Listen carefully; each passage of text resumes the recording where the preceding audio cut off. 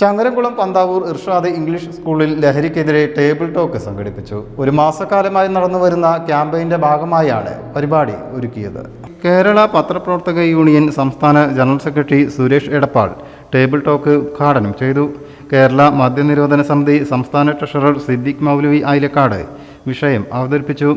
Irshad school general secretary Varyath Muhammad Ali അധ്യക്ഷനായി.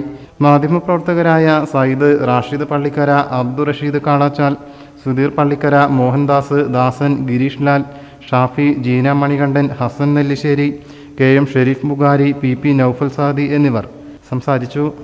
ലഹരിക്കെതിരെ ജനം ഒന്നടങ്കം അണിനിരന്നുള്ള പ്രതിരോധ പ്രവർത്തനങ്ങളോടൊപ്പം കാലോചിതമായ നിയമനിർമ്മാണം നടത്തി അവ ശക്തമായി നടപ്പാക്കാനും സർക്കാർ സന്നദ്ധമാകണമെന്ന് പങ്കെടുത്തവർ പറഞ്ഞു.